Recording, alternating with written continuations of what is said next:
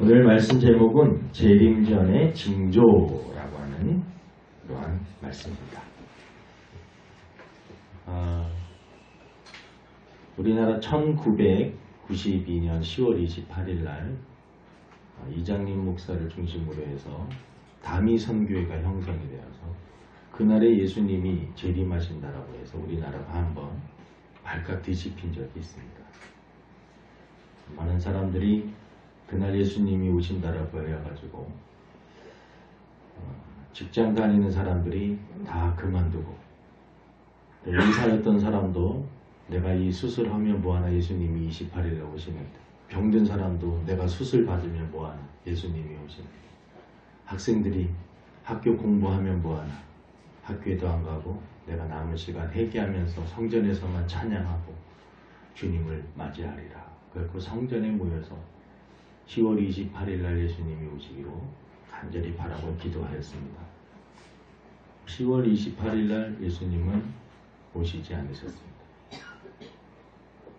그날 저희 할머니만 돌아가셨습니다. 외할머니가 그날 돌아가셨습니다. 그래서 우리 할머니만 추가된 건가? 저는 그렇게 생각을 했습니다. 어릴 적에. 우리나라의 재림이 누가 몇 날 며칠 날 재림하신다, 예수님이 오신다. 재림이라는 말은 예수님이 다시 오신다라고 하는 그런 의미거든요.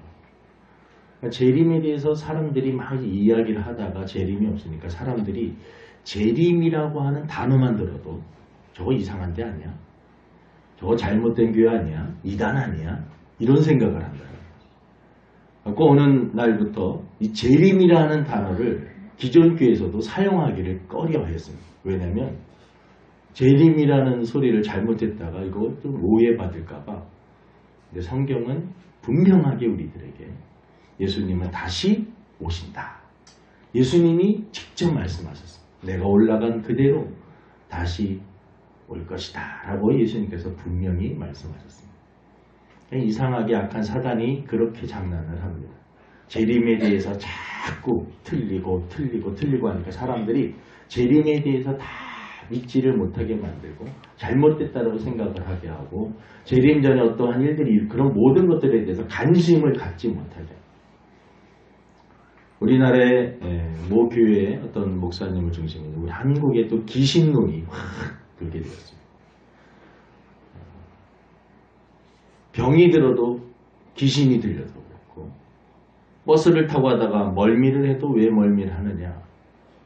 귀신이 들려서 그래요. 저는 배멀미를 되게 심하게 해요. 제가 배를 타고 가다가 배멀미가 심하면 저희 매형을 한번 바다 낚시에 쫓아갔다가 죽을 뻔했어요.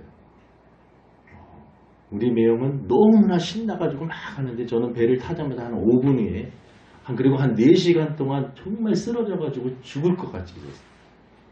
만약에 그 논리가 맞다면 저는 귀신에 들린 거고 배 위에서 낚시를 하고 있는 저희 매형은 귀신이 들리지 않은 겁니다. 나는 교회 목사하고 열심히 그래도 나름대로 사는데 귀신 들려갖고 멀미해갖고 배에 처박혀 있고 우리 매형은 신나게 매요. 그렇다고 우리 매형이 뭐 귀신 들렸다는 얘기는 아닙니다. 그러니까 여러분 모든 것들이 다 어떤 일이 안 되면 조상 귀신이 달라고 그래요. 어떤 일이 한다면 그거는 우리 친척 중에 가족 중에 누군가 안 좋게 해와 그 원한이 그쪽이 들어와서 안 돼요. 우리 한국을 발칵 뒤집어놨던 지금도 그것이 먹히는데도 아직도 있어요. 그러니까 이제 교회에서 기존 교회에서 귀신 얘기를 하지 않습니다. 마귀 얘기도 하지 않습니다. 귀신, 저 귀신론 아니야? 이단 아니야? 이렇게 생각을 한다. 여러분, 예수님은 여러 가지 사역을 하셨어요. 말씀을 가르치시고 제자를 양육하셨지만 가는 곳곳마다 병든 자를 고치셨고 귀신 들린 자를 쫓아내셨습니다. 귀신의 존재는 있습니다. 약한 사탄이 하는 짓이 그런 식으로 많은 사람들에게 재림에 대해서 준비를 못하게 자꾸 재림에 대해서 이상한 쪽으로 사람들이 실패하고 또 거짓말이고 막 그러니까 재림에 대해서 아주 못 믿게 만들고 귀신에 대해서 자꾸 이상한 짓을 하니까 귀신 얘기만 나오면 이상하다고 했고 영적인 세계에 관심을 갖지 못하게 한다. 근데 오늘 보면 마태복음 24장에 보면 예수님의 제자들이 그렇게 질문을 합니다. 우리 여러분 성경을 한번 같이 한번 읽어볼까요? 3절입니다. 3절. 우리 예수님의 제자들이 뭐라고 질문하느냐? 3절 한번 읽어보겠습니다. 시작. 예수께서 감난산 위에 앉으셨을 때에 제자들이 조용히 와서 이르되 우리에게 이르소서 어느 때에 이런 일이 일어나게 싸우며 또 주의 임하심과 세상 끝에는 무슨 징조가 있사오리까? 성경을 잘 보면 마가복음 13장에도 같은 비슷한 내용이 나와요.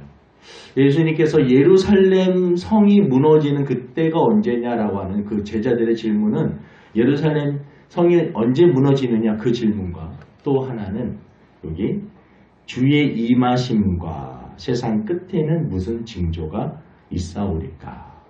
그러니까 첫 번째 질문 예루살렘 성이 언제쯤 무너집니까? 그런 질문과 또 하나는 예수님이 다시 이 세상에 오시게 되면 그리고 세상 마지막 날에는 어떠한 징조가 있습니까? 그러니까 예수님께서 세상 마지막 날에 일어날 일에 대해서 우리들에게 힌트를 주시고 말씀을 정확하게 해주셨습니다. 이런 일들이 일어날 것이니까 그때가 되면 너희들이 마지막 때인 줄 알고 신앙을 더 깨어서 있고 그리고 시대를 분별하고 또 천국을 바라보면서 너희 믿음을 잘 지키라 이런 말씀이겠죠. 그러면서 예수님께서 첫 번째 하신 말씀이 바로 4절입니다. 우리 마지막 때 일어날 징조 중에 첫 번째가 뭐냐면 4절을 우리 한번 읽어보겠습니다. 시작. 예수께서 대답하여 이르시되 너희가 사람의 미혹을 받지 않도록 주의하라. 많은 사람이 내 이름으로 와서 이르되 나는 그리스도라 하여 많은 사람을 미혹하리라. 마지막 시대 전에 징조가 무엇이냐? 첫 번째는 거짓 선지자들이 많이 일어난다. 성경에 분명히 예수님께서 직접 말씀하십니다. 그래서 사람의 미혹을 받지 않도록 조심해라. 여러분 어떤 사람이 아무리 능력이 많아갖고 병을 잘 고친다 하여도 그 사람이 만약에 정상적인 그 목회자라면 예수님 하나님께서 주시는 능력을 가지고 사람을 치료하는 것이지 그 사람 자체가 능력이 많아서 치료하는 것이 아니에요. 그래서 그 사람은 하나님 앞에 쓰임을 받는 그런 차원에서 우리가 존경을 해주고 귀하게 여기는 것은 중요한데 그 분을 믿으면 안 되는 거예요. 예수님을 믿듯이 그 사람을 믿으면 안 돼요. 어떤 사람이 귀신을 막 쫓는 능력이 있어가지고 하나님의 능력을 통하여서 성령의 능력으로 귀신을 쫓는 능력을 하나님이 주셔서 사용하는 것이지 그 사람 자체가 능력이 있어서 귀신을 쫓는 것이 아니다.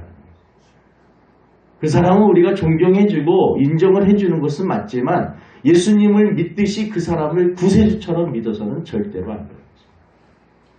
어떤 사람이 성경을 너무나 기가 막히게 잘 해석하고 내가 기존에 들어봤던 어떠한 그런 해석보다도 너무나 잘하여서 정말 아멘 아멘 그렇게 말씀을 들었다 할지라도 그분은 설교를 능하게 잘하시는 분이고 하나님 앞에 지혜 은사 또 가르치는 은사를 받아서 말씀을 잘 전하는 사람입니다.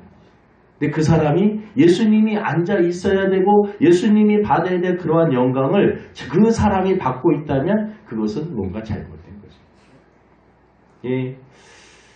흔히 이단들이라고 하는 그 사람들의 그 특징 중에 하나가 꼭 교주가 있어요. 처음에는 목회자로 시작하든 뭐로 시작하든 나중에는 이 사람이 너무나 막 사람들도 많이 고치고 너무나 하시는 말씀들마다 너무나 맞는 말씀만 하시고 몇 가지 예언을 했는데 예언들이 다 맞으니까 당신이 예수님입니다. 당신이 그리스도입니다. 당신이 메시아입니다. 주위 사람들이 자꾸 높이는 거예요. 우리나라 뭐 통일교나 전도관이나 그 사람들 다 처음에는요 기존 교회에서 다 자랐던 장로님이고 신실한 청년이었고 열심히 기도했던 사람들인데 막 기도하고 능력 받으니까 옆에서 자꾸 막 부추기 오니까 내가 그런가. 나중에는 그 사람이 신이 되고 교주가 되고 나중에는 나는 죽지 않는다 하는 막 그런 소리를 하고 한 몇 년 전만 해도 그 통계가 나왔어요. 우리나라에서 자기가 그리스도다, 자기가 하나님이다라고 주장하는 사람이 몇 명 있는가. 한 14명 정도가 자기가 하나님, 그리고 그것을 정말 어떤 데는 정말 많은 사람들이 모이고 정말 그 사람을 하나님이라고, 그리스도라고, 자기가 재림 예수라고 믿는 사람들이 우리나라에만, 그러니까 전 세계적으로 얼마나 많겠습니까? 가면 갈수록 더 많은 사람들이 일어납니다. 신기하지 않습니까, 여러분? 2000년 전에 예수님께서 재림 전에 이러한 징조들이 있을 것이다. 많은 사람들이 사람의 미혹을 받는다. 여러분, 왜 사람이 미혹을 받아요? 그만큼 매력이 있기 때문에 그래요. 이단에 빠지는 사람들, 여러분, 그 사람들이 멍청해서 그렇게 빠지는 게 아니에요. 다 서울대도 나오고 좋은데 유학도 갔다고 똑똑한 사람들 많습니다. 성경에 대해서 막 달달달달 다 외우고 암송하는 사람 엄청나게 많아요. 그런데 왜 그 사람들이 이렇게 빠져요? 미혹의 영이 있기 때문에 그렇습니다. 악한 사단이요, 그 마음을 사로잡으면 그 영혼이 거기에 빠질 수밖에 없습니다. 분명히 예수님께서 많은 사람들이 사람의 미혹을 받지 않도록 주의해라. 많은 사람이 내 이름으로 와서 이르되 나는 그리스도다. 내가 바로 내가 구세주고 나를 믿어야지만 너희들이 구원을 받지. 그러니까 여러분 나를 믿으십시오라고 말하는 그 사람은 절대 믿어서는 안 돼요. 설교를 여러분 아무리 못하더라도 여러분 예수님을 믿으셔야 됩니다. 이것이 진짜고 이것이 사실이지. 설교를 아무리 잘하고 능력이 많아도 여러분 나를 믿어야지만 여러분 그 사람을 믿었다가는 그 영혼을 다 팔아버리는 거예요. 이단에 빠지는 사람들이 불쌍한 이유가 바로 그렇습니다. 결국 막 너무나 생활이 좋고 성실하고 착하고 이단 다니는 사람들 여러분 우리들보다 어떻게 보면 더 열심히 해요. 왜냐하면 성경 공부를 어마어마하게 하고요. 거기서 또 규율을 지키기 위해서 철저하게 합니다. 헌금 생활 철저하게 하고요. 예배도 완전 군대보다도 해병대보다도 더 강하게 훈련을 시켜요. 일반 사람들이 상상할 수 없을 정도로 강하게 훈련을 시킵니다. 겉으로 드러나는 것만 보고 여러분 와 그게 옳다라고 생각할지 모르지만 우리는 말씀을 붙잡아야 돼요. 뭐라고 하냐면 사람의 미혹을 받지 않고 또 많은 사람들이 와서 나는 그리스도라고 말하는데 그 사람들 믿으면 안 된다. 여러분 마지막 때에 우리가 지금 살고 있으면 오늘 성경을 통해서 우리가 깨닫게 될 것입니다. 여러분 명심하시기를 바랍니다. 절대로 예수님 외에 구원이 없습니다. 그 사람이 아무리 능력이 많고 성경을 기가 막히게 해석하고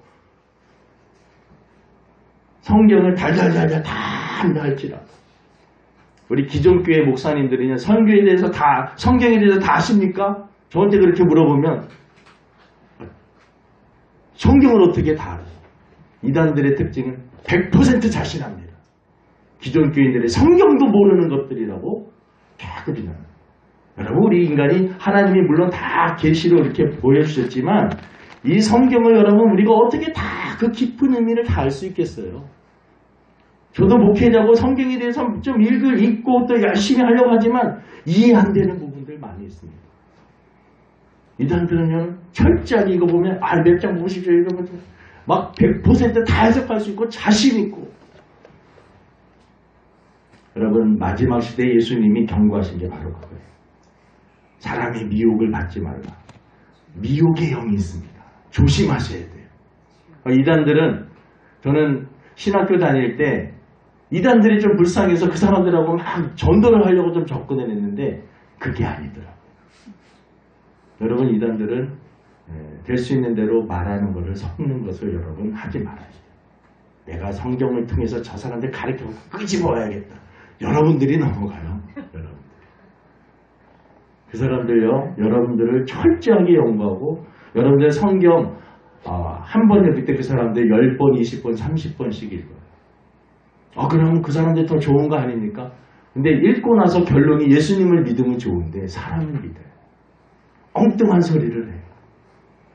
그래서 사람의 미혹을 받지 않도록 조심해요. 이단들은 여러 행위적인 그런 면들을 엄청나게 강조를 합니다. 너희들이 예수님을 믿고 정말 신이 있다라고 믿으면 그렇게 살 수 있느냐면서 이 행위 부분을 너무나 강조하기 때문에 뭐 가족이고 뭐고 다 정말 신앙을 위해서 모든 것들을 버릴 수 있는 그런 각오가 되어 있는 그런 사람들. 행위면으로 우리들 어떤 윤리적인 면으로 깨끗한 면으로 여러분 이들을 이길 수가 없어요. 성경 지식면으로 우리가 이길 수가 없어요. 그럼 우리가 어떻게 해야 되느냐?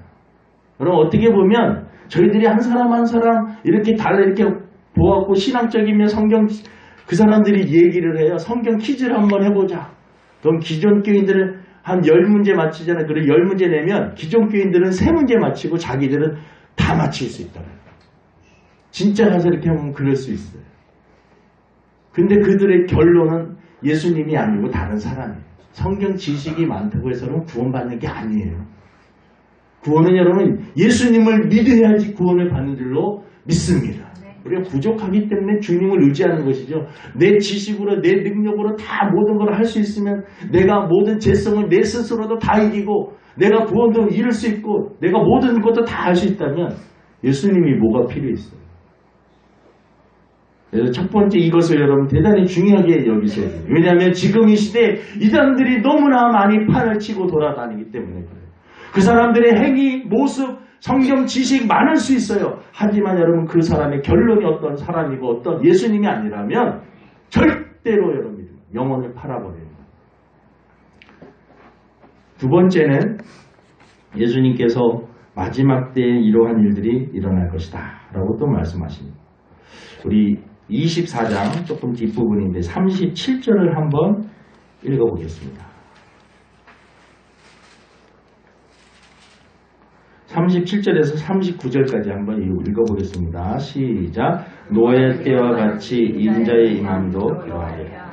홍수 전에 노아가 방주에 들어갈 날까지 사람들이 먹고 마시고 장가들고 시집가고 있으면서 홍수가 나서 그들을 다 멸하기까지 깨닫지 못하니 인자의 임함도 이와 같으니라. 예수님께서 예수님이 오시기 전에 징조, 힌트를 하나 또 주셨어요. 노아의 시대같이 이렇게 될 것이다.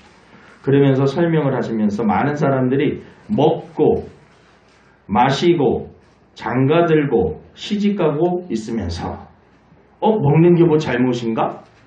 또 뭐 마시고 마시는 것도 뭐 잘못인가? 시집가고 장가가는 게 잘못인가? 그것이 잘못이 아닙니다. 그런데 여기는 잘못이라고 이 표현을 했느냐.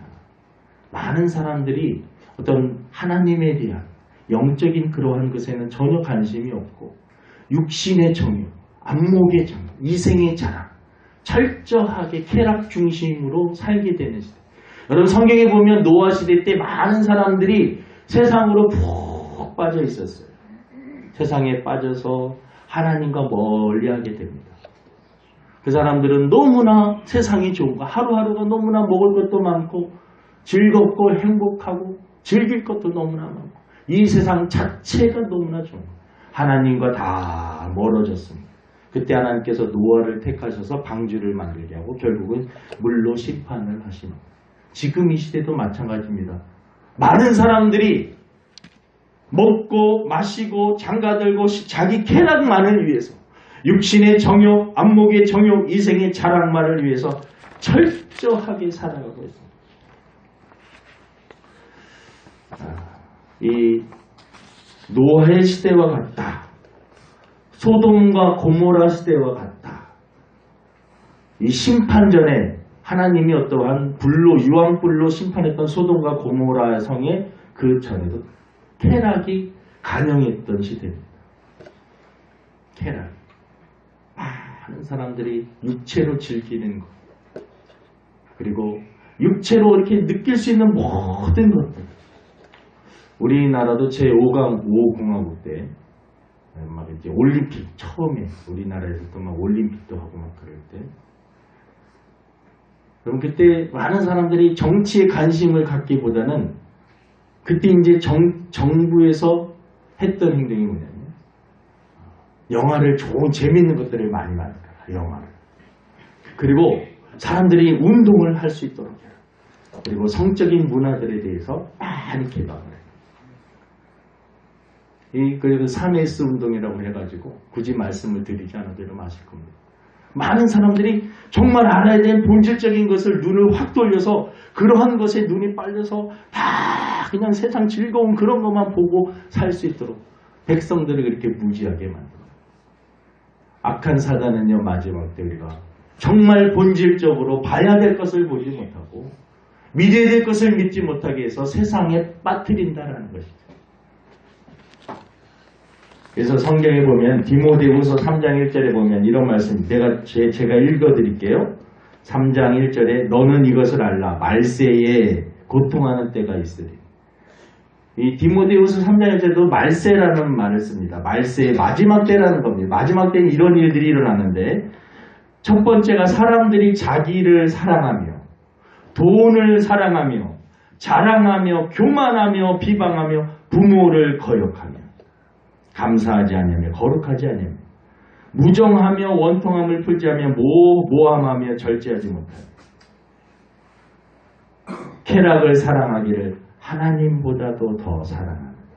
이게 말세에 일어나는 현상들입니다. 사람 마음이요 가면 갈수록 강팍해진다라는 거예요.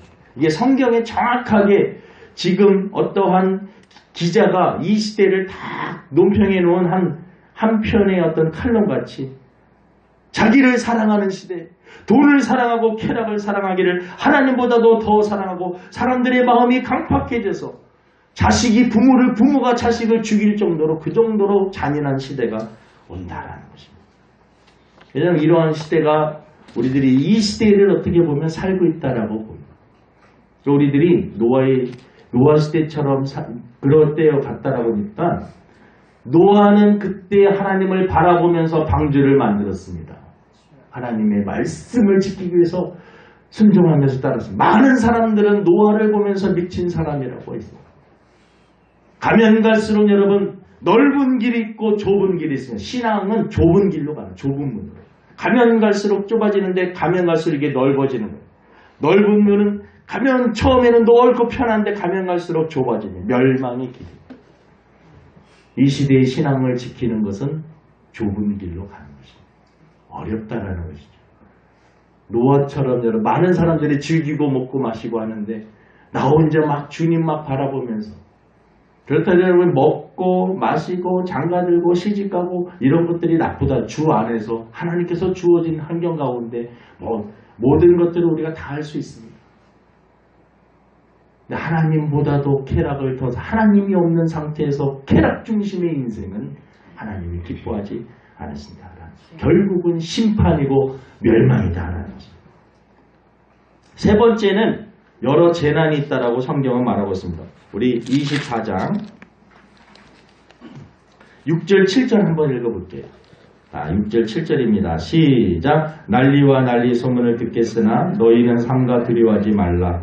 이런 일이 있어야 돼 아직 끝은 아니니라. 민족이 민족을 나라가 나라를 대적하여 일어나겠고 곳곳에 기근과 지진이 있으리니 이 모든 것은 재난의 시작이니라. 사실 예수님이 부활 승천하시고 난 이후에 역사적으로 살펴보면요. 지진이 없었던 시대는 없어요. 지진이 없었던 시대도 없고 전쟁이 끊이지 않는 전쟁이 없었던 시대도 거의 없습니다. 이 지구상에 어딘가에는 계속해서 전쟁이 일어났습니다. 그럼 이게 무슨 말씀입니까?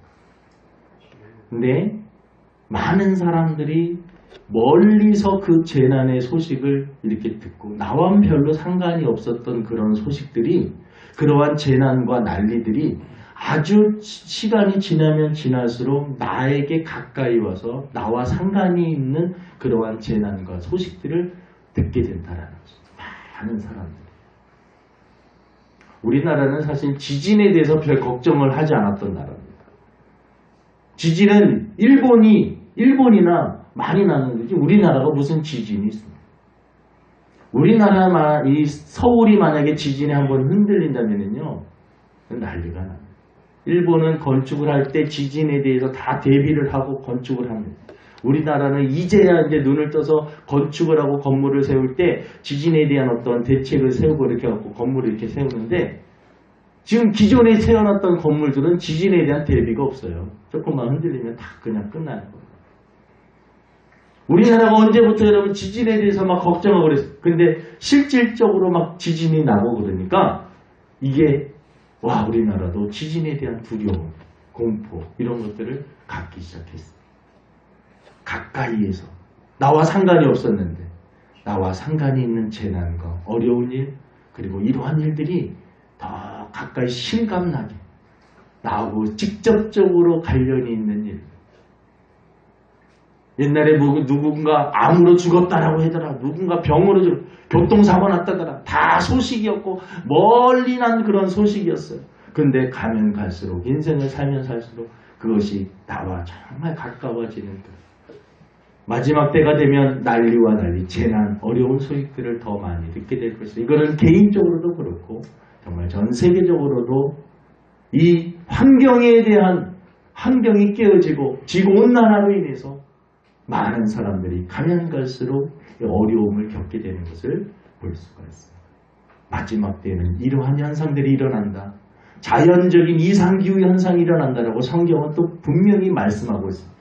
예수님이 말씀하신 대로 성경이 말씀하신 대로 세상은 그대로 움직여지고 있고 지금 이 시대에 저와 여러분들은 살고 있다라는 거죠. 우리들이 성경을 잘 보면서 한 손에는 성경을 보고 한 손에는 뉴스와 신문을 들고 우리들이 세상을 보면서 우리가 점검을 해보는 그러한 지혜와 믿음이 필요한 줄로 믿습니다.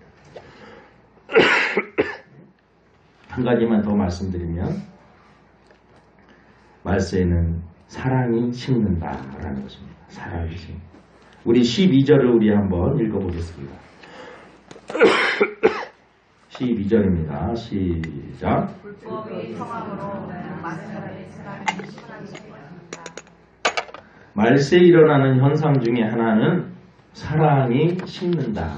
불법이 성함으로 사랑이 심는다라는 것입니다. 사랑이 식어가지고 어떻게 되느냐? 이 마가복음에 보면은요, 자식이 부모를 죽는 데 내어놓고 또 부모도 자식을 죽일 수 있는 그런 일들에 대해서도 예를 듭니다.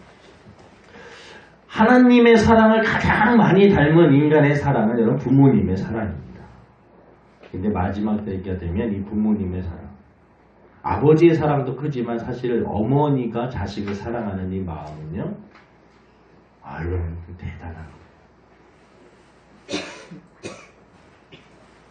우리 은성이가 당뇨가 걸려갖고 요즘에 음식 조절을 합니다. 그래서 음식을 하루에 1600칼로리인가 그걸 먹어야 돼요. 처음에는 그걸 좋아하더라고. 1600칼로리면 되게 많은 거라고. 근데 그게 한 끼에 1600칼로리가 아니라 세 끼를 합해서 1600칼로리라. 그러니까 요만큼씩 먹는 거예요. 조금씩 먹으니까 집사람은 그걸 막 지키게 하기 위해서 엄청 요즘에 가끔 싸울 때가 있어요. 그것 때문에 고기가 있으면 저는 한 5덩어리 먹게 되는데 딱 2덩어리만 조그만 걸로. 그러면 아이는 조금 먹고 싶은데 저는 야야 하나 더 안 주고 먹고 죽는 놈이 때까지 주다. 야 먹어. 우리 집사람은 막 성질을 내고 애기 죽이는 일이라. 당신이 보세요. 다 잘 먹어야지. 무슨 먹어야 저는 주기 위해서 싸우고 집사람은 안 된다고 싸우고 그 중간에서 은성이는 먹고 싶은데 먹지도 못하고 엄마만 눈치를 봐야 돼. 아빠는 애 짜증나 안 먹어. 그러고 그럼 요즘에 그것 때문에 자꾸 싸우는 거야. 이거 먹는 것 때문에. 근데 여러분 근데 이성희 사모가 대단한 것 같아요. 결국은 이성희 사모가 있게. 결국은 승리는 누구냐? 이성희 사모가. 아들도 결국은 이거 먹게요 엄마. 저도 에이 짜증나 그러면서도 결국은 집사람이. 근데 그게 맞아요. 왜냐하면 이게 어느 정도 지켜줘야 될 것은 지켜주는데 그래도 너무나 병원에 너무나 있을 때 너무나 힘들다 그러면 저녁에 가서 정말 먹고 싶은 게 라면을 너무나 먹고 싶은데 아빠. 그때는 그 중환자실에서 나오고 정말 먹어서는 안 되는 그때도 저는 라면을 갖고 와가지고 그럼 너 맛만 봐라 맛만 한 젓갈만 먹어. 그래서 몰래 또 둘이 숨어가지고 집사람이 저기 안에 있는데 몰래 숨어가지고 먹었다는 거 아닙니까? 그러니까 여러분 부모의 그게 제가 아들을 너 빨리 먹고 죽어라 그게 아니라 정말 사랑하는 마음, 좀 안타까워서 좀 먹이고 그런 마음이고 집사람은 그걸 지켜야 되는 마음. 부모의 사랑은 이런 겁니다. 근데 마지막 시대가 되면 이 사랑이 깨어진다라는 거예요. 너 먹든지 말든지 네가 알아서 처먹고 뒤지든지 말든지. 사람들의 마음이 이렇게 변하는 게 말세라는 거예요. 부모의 마음, 특히 어머니의 마음이 변하면요 세상은 말세입니다. 가면 갈수록 여러분 말세를 향하고 달려가고 있다는 거죠. 요즘에는 사람들이 결혼을 하지 않으려고 해요. 책임을 지기 싫어해서 그렇습니다. 방송에 보면은요 혼밥이라는 말 아세요? 혼밥? 혼자 밥 먹어. 마트에 가면은 이 양배추를 갖다가 4분의 1로 조그맣게 해갖고 파는 데도 있어요. 저거 이렇게 잘라갖고 파냐? 혼자 생활하는 사람. 고추도 몇 개 이렇게 담아가지고 혼자 살아. 이제 건축도 크게 짓지 않고 혼자 살 수 있는 방을 주로 많이 만들어요. 다 이제 혼자. 아예 책임을 지고 내가 누군가를 아이들을 낳고 사랑하고 기르면서 그런 것들을 원천 봉쇄하는 거예요. 결혼하지 않아요. 젊은 청년들이 가면 갈수록 결혼하지 않으려고 해요. 결혼하는 비용도 많이 들고 원천 봉쇄. 사랑이 식어지는 시대가 되어진다. 내가 누군가 때문에 내가 왜 희생을 해야 돼?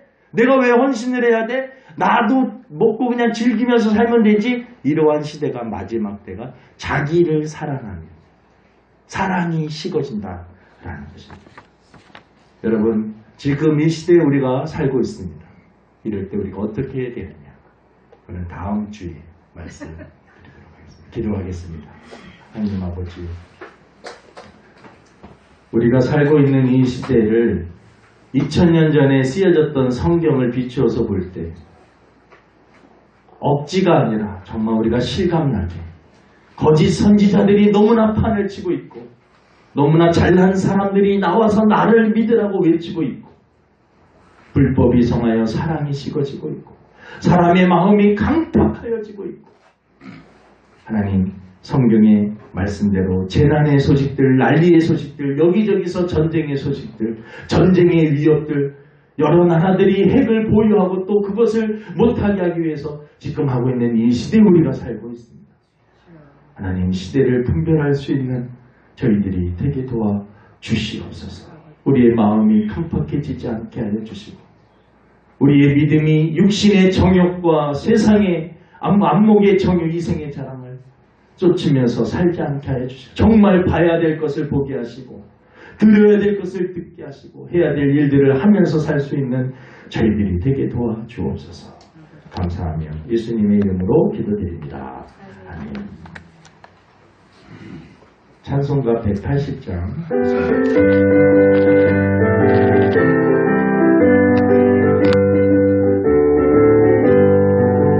하나님의 나팔 소리 전진 인동할 때에 예수 영광 중에